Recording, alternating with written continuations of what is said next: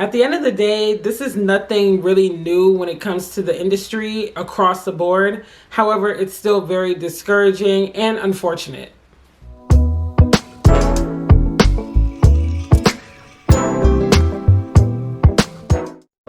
Hey dolls, welcome back to my YouTube channel. Today we are going to be transitioning this month to talk about issues that affect the Black community in some way, shape, or form, because considering February is Love Month but also Black History Month, I did want to touch on topics relating to both. So today I want to specifically talk about the truth about being a Black content creator, particularly paying attention to the influencer pay gap and content engagement issues.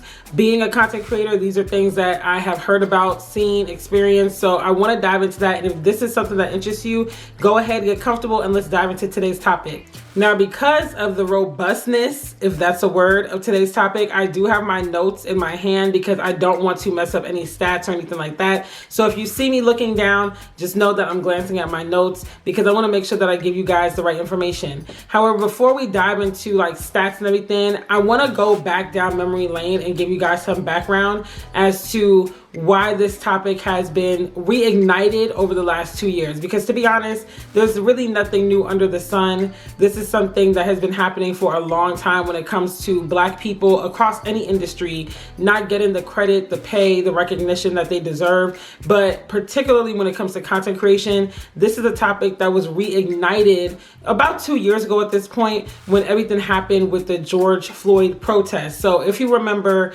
in June 2020, there were a lot of protests worldwide surrounding the incident with George Floyd. It was honestly a perfect storm between everybody being locked up in the house, with everything going on with the global issues and the global health issues, and people just really just getting used to this new normal. I mean, we're in the house, we have nothing but time, and then you're watching all of these things that otherwise you would have been distracted from really taking in to the breadth and the depth of what they are. And so with that being said, the whole world was erupted by the injustice that George Floyd unfortunately suffered from and eventually lost his life due to. And so with that came a lot of internet discussion as well. And so if you guys remember, there was a social media protest called Blackout Tuesday that occurred where everybody put black squares all across their social media and basically didn't post anything unless it had to do with the George Floyd protest or it had to do with just Black issues in the community and all those kind of things that we face with injustices, discrimination, and things of that nature. And so this happened all across social media, and what ended up happening from this social media protest were deeper discussions about disparities, injustices, and unfair practices that Black people face in industries across the board, not just in that instance that George Floyd unfortunately went through and a lot of other Black people go through, but just across the board. Like, what are some things that we face, disparities that we still have to, wrestle with, and all this kind of stuff. And so it really led to another discussion. This is literally like a ripple effect that's happening, you guys. It led to another discussion or other discussions of companies being held accountable, because a lot of companies up until this point didn't really want to hop on the bandwagon of talking about Black issues and racial discrimination and things like that, because it just wasn't something that is attractive from an advertiser standpoint. And so with everything going on with George Floyd, they saw an opportunity to kind of rally behind a cause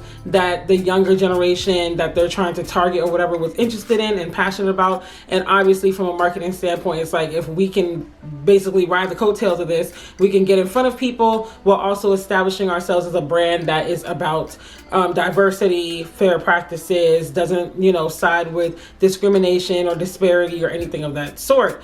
And so what ended up happening was a lot of people saw this and they were like, wait a minute now, y'all are putting up these black squares and saying, yes, we stand with y'all and this, that, the third. But when I look at it, the representation is lacking. I'm not seeing you using Black creators. I'm not seeing you use even Black celebrities like that or anybody to really help push the community forward. Because if you stand with us, you would want to stand with us financially and creating opportunities and helping us with representation and this, that, the third. And so a lot of companies ended up being called out, which then also spiraled into another discussion around big influencers not collabing with smaller Black influencers, and non-white influencers getting paid more than Black influencers and content creators, and so on and so forth.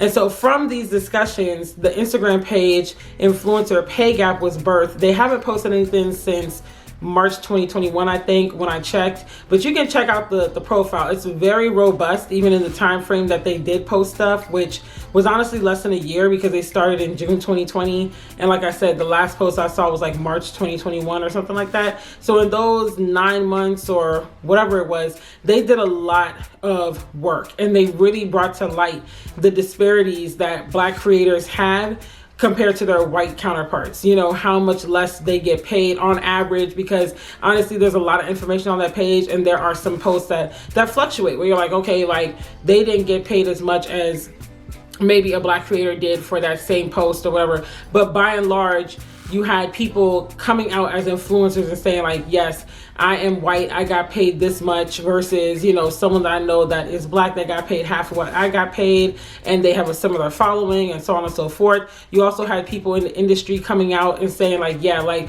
being someone who sits at these tables and makes these decisions, I can tell you right now that Black people get the brunt of the low offers along with brown people as well. And it's just not something that is right, but it's something that from a marketing standpoint, they're trying to get the most bang for their buck. And unfortunately, Black people bear the brunt of that. You also had people that work for influencer marketing firms coming out and saying like, when they go out and negotiate for their Black clients, the struggle is real. Okay, a lot of times these companies just want to pay you in free product, and it's like, that doesn't pay the bills at the end of the day. Like, free product is good for you.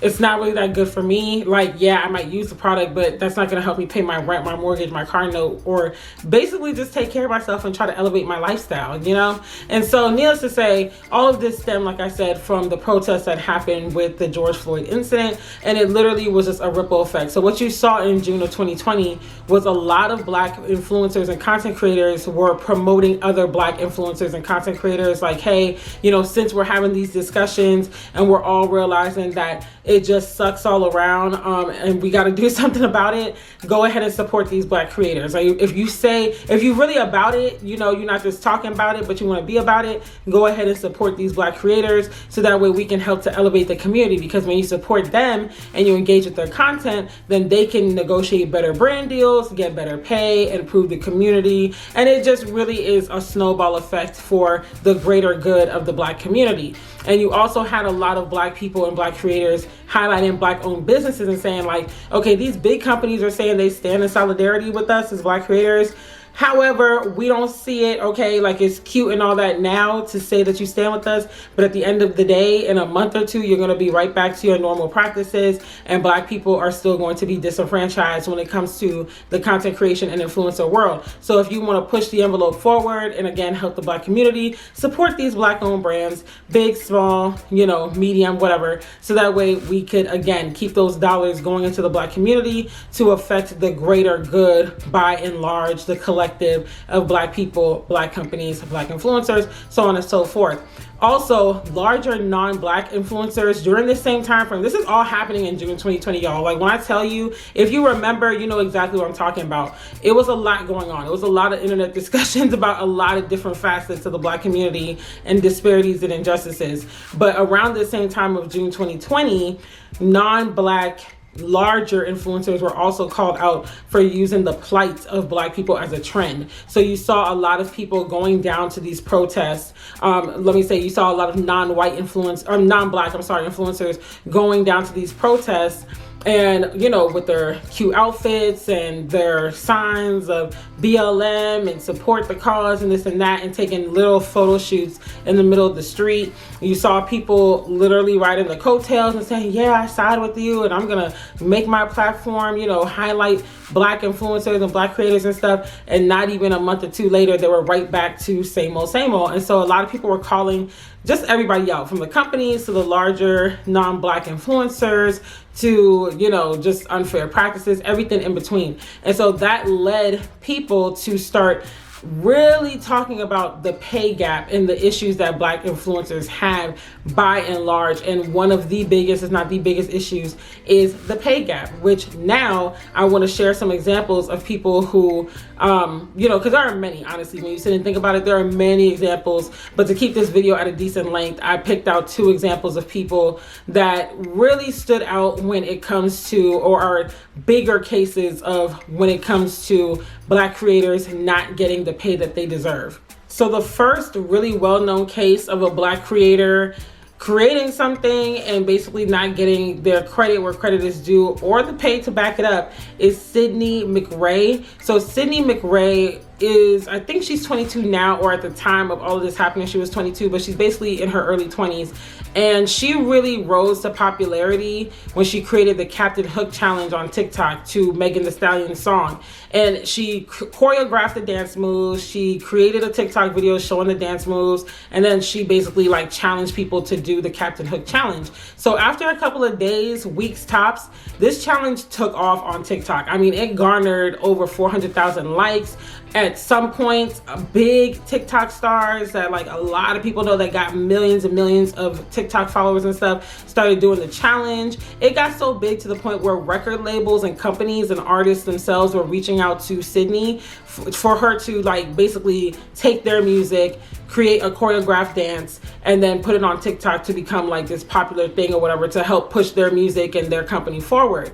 And the thing is, like, that's all good and well, but when they were approaching Sydney, they were only willing to pay her $500 per choreographed video, or per, you know, TikTok, or whatever the case may be, or even just per appearance, as far as what I gathered. Now, she could have negotiated more at this point, I don't know, but as far as what I gathered, they were only willing to pay her $500 per effort, basically per choreographed video and whatever, but they want her to create this trend for them and help get them the views. Because at this point, Sydney had gotten over 1 million followers on TikTok because of the Captain Hook challenge. And so she had garnered so much attention to the point where she quit her sales job and was like, I could go full time off of this. And she was content with the $500 because she didn't know any better. She was like, okay, well, this is cool. You know, like, I'll just take this and run with it, basically.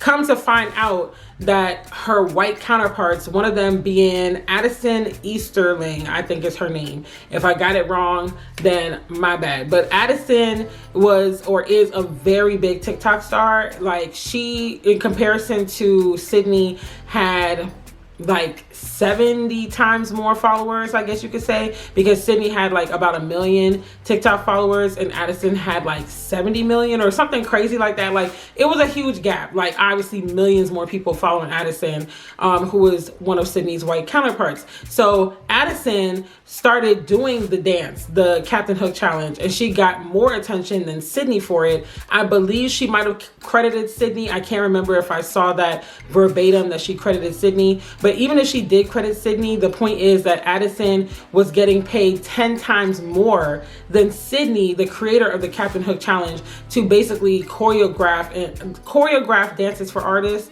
and also perform this same Captain Hook challenge and whatever else that she could get her hands on and choose to perform. So you have someone who didn't originally create the challenge making 10 times more than the person that originally created it. But the difference is the person who originally created the dance moves and the challenge that went viral is a young Black creator, versus the white creator who might be as young. I don't know Addison's age, but either way, she's getting paid 10 times more than the originator of the content, basically just to show up and perform it, not even having to create and come up with a sense of originality and, you know, innovativeness, but just to show up and perform it. So, like, just show up and dance, basically, and I'm willing to pay you $5K. The same record companies that told Sydney, like, hey, we could only pay you $500 per video, whatever. And it's really unfair when you see stuff like that, because you know how hard it is to choreograph a dance. It is very difficult to choreograph anything. This is why a lot of people are not choreographers, and a lot of people just don't have the skill of dance.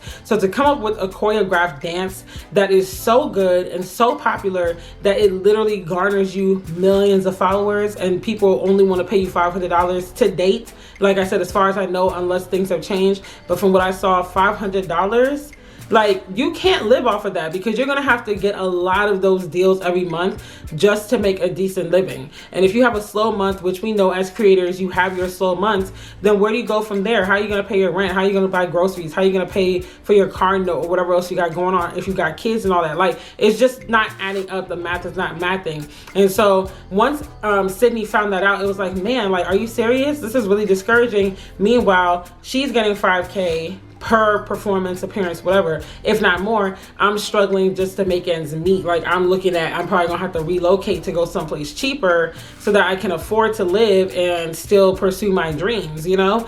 And that is not uncommon. There's a lot of people, there's a lot of stories like Sydney's where you have Black creators creating these trends, like just really creating these viral sounds, these viral dances, these trends and challenges, but some of them don't even get a mention. They don't even as much as get a like, hey, I got this from so-and-so, y'all go check them out, this, that, the third. You know, they don't get any sort of recognition. And if they do get the recognition, it's like cut short. It's like cheap change, like chunk change, you know, like, oh, take this $500, but then you turn around and you give it to someone who got the idea for me in the first place, and you pay them 10 times more than me. It's really sad. It's really disenfranchising, and it's very unfortunate, because those are the kind of things that make you not even want to progress and continue doing content creation. But let me continue, because I got my rant at the end, so I don't want to get too far off track.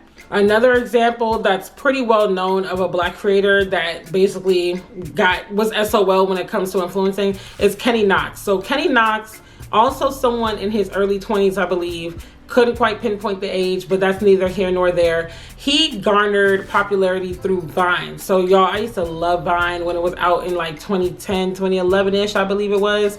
And he was one of the originators of the sketch, like the really short sketch comedy skits where one person will play multiple characters, which one person playing multiple characters in and of itself isn't like new, you know, Eddie Murphy's been doing it, Martin Lawrence, whatever. But it's new in the sense of that short format, because y'all, Vine was 6-second videos. So to create a 6-second skit with multiple characters, like, that's skilled.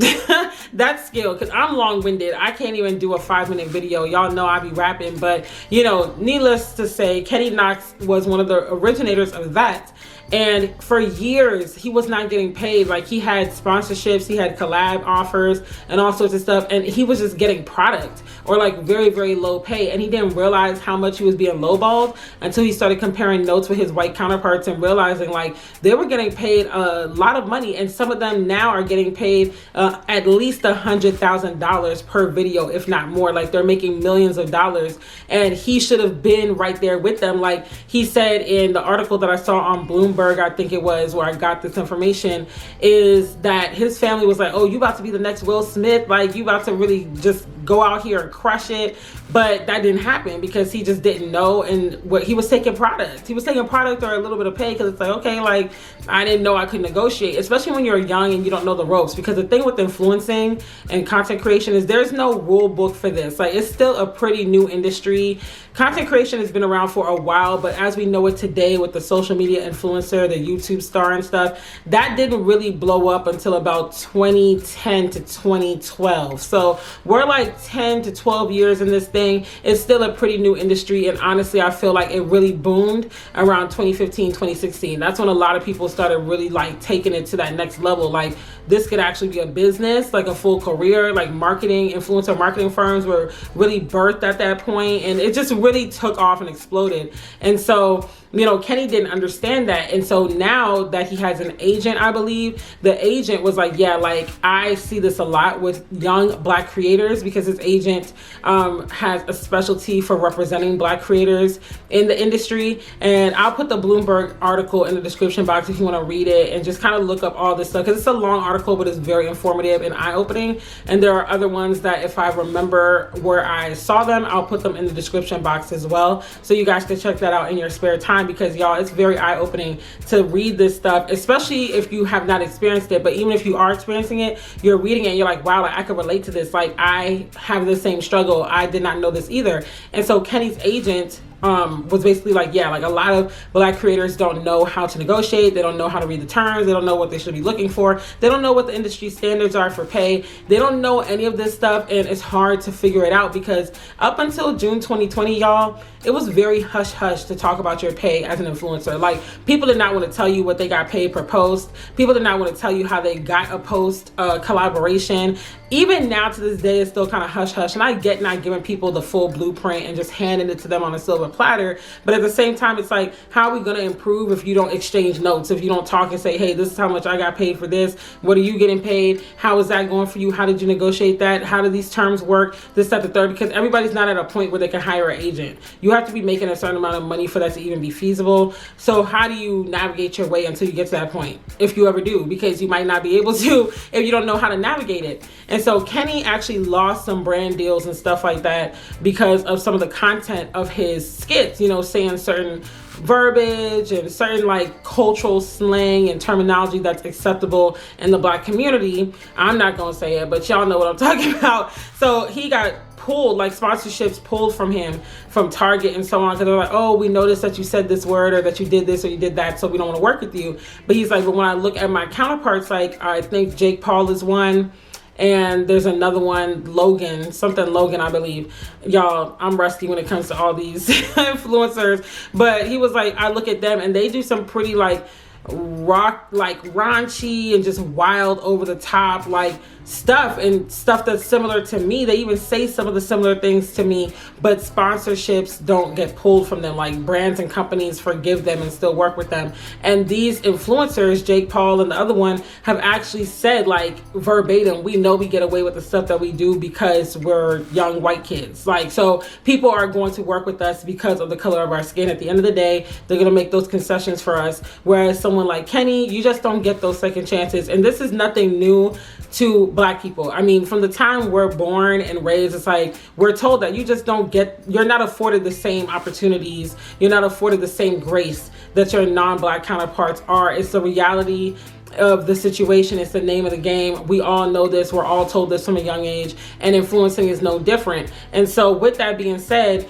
it really just opened Kenny's eyes. He was like, wow, I've been missing all this money all these years. And so him getting an agent and someone to help him navigate this field helped him out. But I mean, by then he had missed out on literally hundreds of thousands of dollars that other people were getting paid, but at least he caught it early enough to where it's like he could course correct. But imagine if he had that agent with him from the jump. Imagine if we didn't even have to have conversations about pay gaps and disparities and inequity. Like, you know, like just imagine that if it was just so much easier in that way.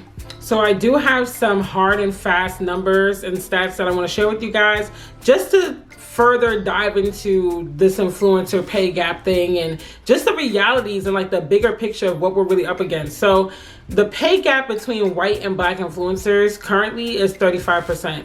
And mind you, these numbers are based on a study that was done by MSL US and the Influencer League. And these numbers were conducted in 2021, I believe. So it's fairly recent. Also, 77% of Black influencers fall into the nano or micro categories of influencers, which are basically influencers with less than 50,000 followers. And only 59% of white influencers fall into the nano or micro influencer bucket. So as you can see, almost 20% more Black influencers are considered nano or micro, which is instrumental in knowing, because the average annual compensation for nano and micro influencers is only $27,000 per year.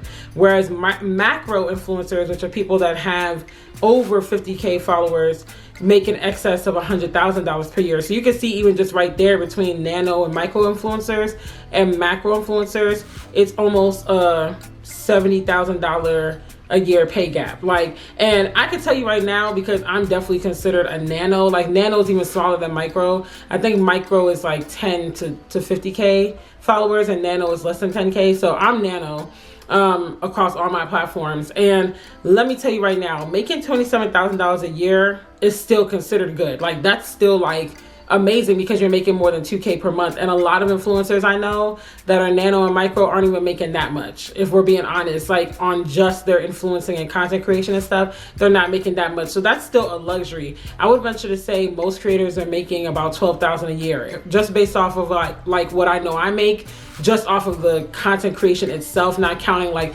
other business stuff I do, other things that I got my hands in, you know, just off of the content creation itself. I would say about $1,000 a month, you know, $12,000 per year.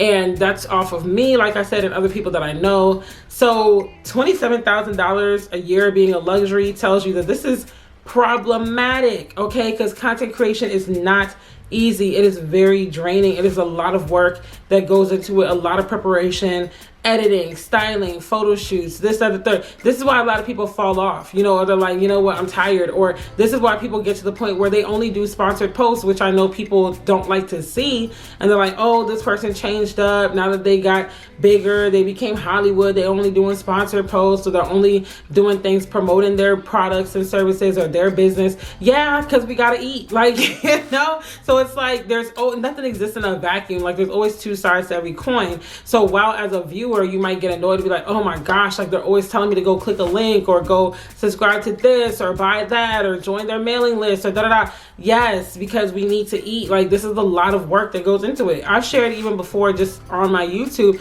how much work goes into one YouTube video, y'all. Like it depends on how far you want to take it. You know, if you really want to put in like clips and audio and slideshows and all, editing that video could take you weeks between research and putting the video together and all of that. Even just having a talking head video for 15 to 30 minutes can take a couple of days because you got to research the topic, you got to tape.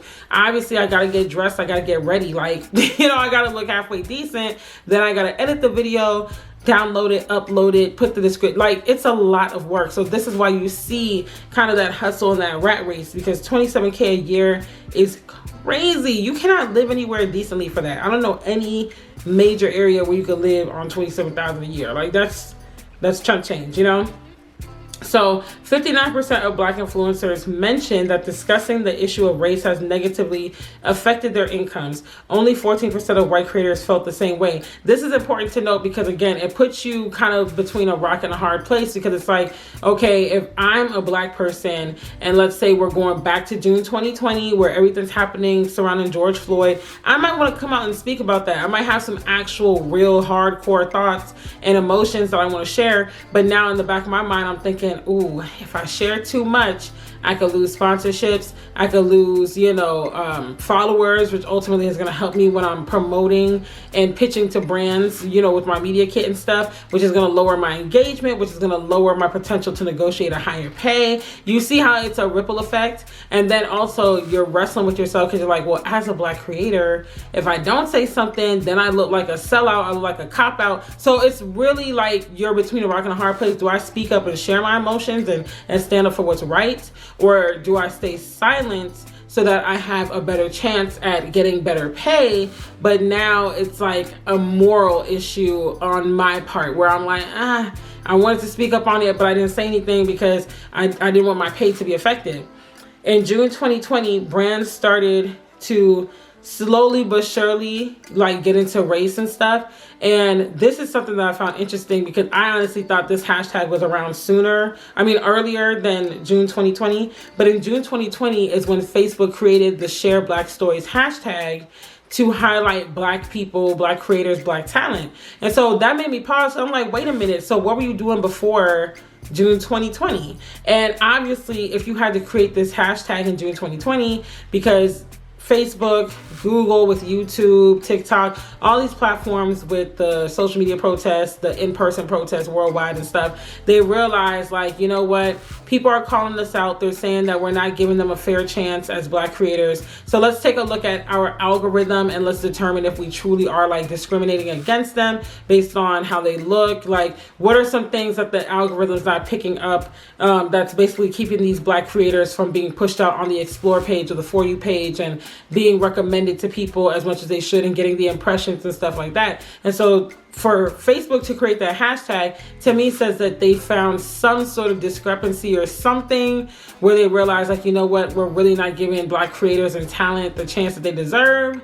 So let's go ahead and create this hashtag. That's how it translates to me. Now, ultimately, I don't know what goes on in the inner workings of Facebook or anything like that, but I'm just saying, to me, if you're gonna go to such great lengths to create this campaign and put millions of dollars in a fund to say we're gonna use this fund to help support Black creators and stuff, that to me says that you noticed something, or you already knew something was not right, and so you needed to basically create this lane and carve out this seat at the table to try to level the playing field. So that's just how I took it. But needless to say, like I said, YouTube was following suit with Facebook through Google. TikTok followed through with their own initiatives. Everybody didn't do exactly what Facebook did, but with their own initiatives and their own solutions, they basically were like, okay, we're going to shed more light to Black creators, and we're going to help them out, and we're going to do this, and we're going to do that.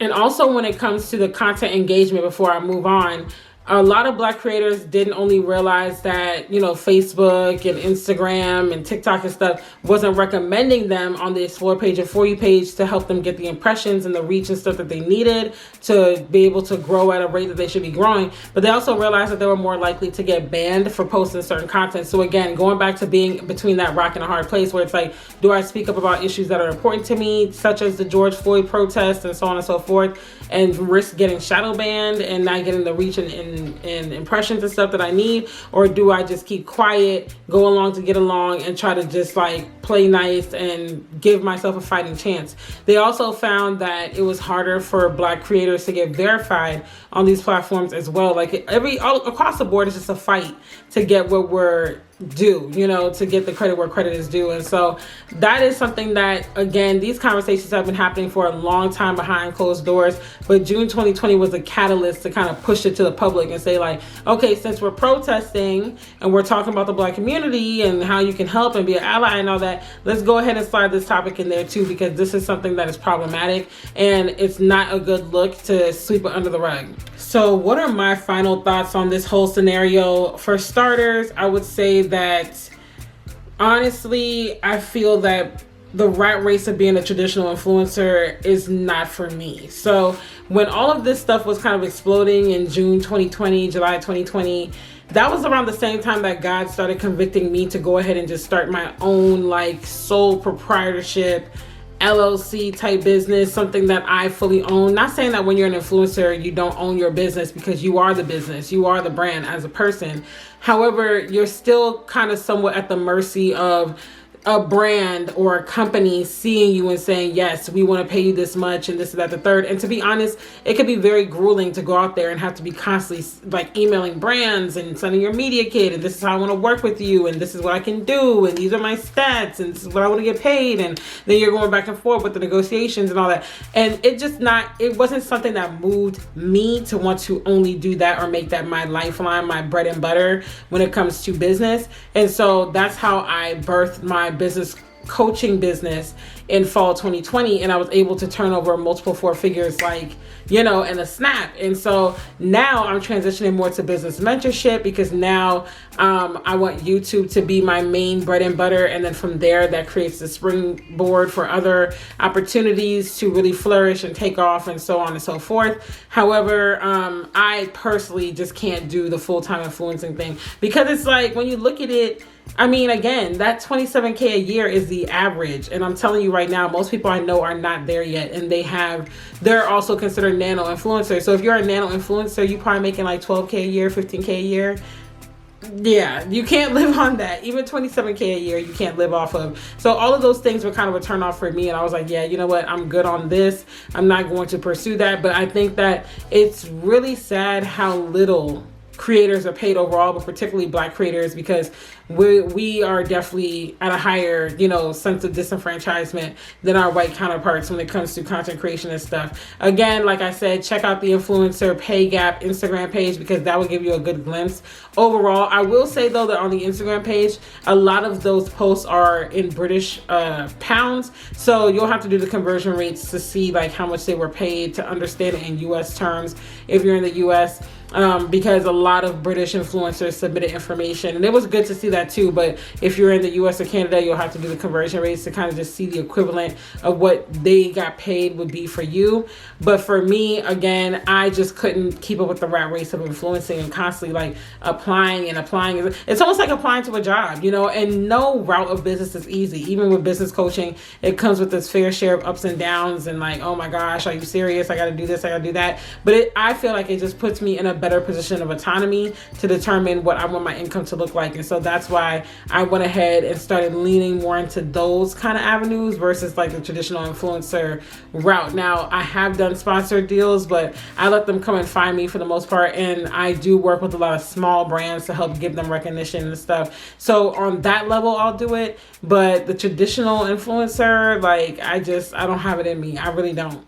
I do also believe that overall brands do have a performative way of trying to align with Black creators for these issues. When it's a big conversation, when it's getting a lot of recognition, it's like, oh yeah, let's hop on the bandwagon, let's do this, let's do that. But then when the dust settles, they're right back to what they used to do. And this is why a lot of Black creators don't have hope in companies to change their ways and to truly create a seat at the table for Black creators. And hence why a lot of Black creators are going and creating their own table. Like I said, they're leaving the influencer space, maybe not altogether, but where they're like, let me build my own table. Let me think of how I can create my own proprietary just sense of income and business and things like that. So that's another thing that I would say. And also the fact, again, just bringing it back to that $27K a year, like that is crazy. Is that below poverty level? I don't even know, but for the work that goes into being a content creator, these brands really need to step it up and stop trying to give people free product and really cheap payment. I understand you trying to make the most bang for your buck, but don't waste people's time like that, because a lot of us are out here busting our behinds and we're not getting anything. Like, it's so common to see Black content creators particularly be in a situation where they can't afford to buy a car, they can't afford to live on their own. Like, they really are out here creating this content on a consistent basis because you have to, otherwise these algorithms penalize you. But you're showing up consistently and you're not seeing the fruit of your labor. You're not able to pay your bills. Like, you still got to have a side hustle or two. And that in and of itself makes the quality of the content go down sometimes, or the accessibility and frequency of the content go down. Because if I got to go and work another job, by the time I come home, I'm tired. Like, you guys know I'm still doing Uber Eats and Grubhub. And a lot of nights I'm like, oh, I'm going to go home, I'm going to tape a video. By the time I come in, I am knocked out. I could barely make it upstairs to sleep. I'm like knocked out on the couch, tired. So where does that fit in certain types of content? You know, where does that leave the room for me to show up with a bunch of quality, high value content? So now you start posting less and less, and the algorithm penalizes you, and it's just a vicious cycle. So I feel like Black creators too often are placed between a rock and a hard place, not only when it comes down to speaking on what we really want to speak about, but also just looking at the pay and all these different things that play in at work here. But I will say that when it comes down to what we want to speak about, it really does hurt us in the sense of, I feel it creates this atmosphere where we all have to fit into a box, where every Black creator has to fit into a box that has been basically the stereotype. It's like a couple weeks or months ago, I did a video about the truth about being a Christian YouTuber, I think it was. It's on my channel on the commentary playlist. Go ahead and check it out, and I'll try to remember to link it down below. But I shared how a lot of people have like this vision in their mind of what a Christian influencer is supposed to look like. That's the predicament that a lot of Black creators are in when you think about it, because it's like, okay, I don't know whether I should speak up on something. I don't know whether I should do this, whether I should do that. Like, they're just all like between and betwixt and not sure. So, you know, my final thoughts would be that we definitely are disenfranchised when it comes to the industry, and I've felt it, I've seen it, I've noticed even on my channel, like, and I know there's always room for improvement. I'm not trying to say I've got the best YouTube videos out there or anything like that, but for the effort that I put in, for the stuff that I cover, my views should be higher, you know. And people will say, oh, maybe it's the thumbnails, maybe it's the SEO, and it's like, at some point you're doing all this stuff to the best of your ability and it's still not yielding the results. And I know that that's a similar story for a lot of Black creators out there who are like, okay, I got the tools, the resources, the vidIQ, the TubeBuddy, I'm doing the channel audits, I got someone to help me as a coach, like, I'm doing all this stuff and it's just not taking off. So at some point we know that ultimately God's timing, but we also know that it's out of our control because it's based on the algorithm and so many other things. But needless to say, I think that as Black creators, that the buck has got to stop here, and we've definitely got to change some things around. So that's all that I have for this video. I hope that this was very informative and helped to shed some light. If you are a Black creator, feel free to comment some of the problems that you've noticed, some of the obstacles that you face, some of the observations that you've made along the way. Be as candid as you want to be in the comments. If you're not a creator or you're not a Black creator, also feel free to leave your comments and things that you might have observed or heard or whatever. Like, let's keep the conversation going in the comments. Let me know what are some struggles you have either experienced or witnessed as a Black content creator or a supporter of a Black content creator. Put it in the comments. Don't forget to like this video and subscribe so YouTube knows that you enjoy this kind of content. And I will see you on the live stream where I will be diving more into this, but sharing solutions as to how I feel that we can improve the influencer pay gap as Black creators. So make sure you tune in to that live stream. I will see you guys later. Bye.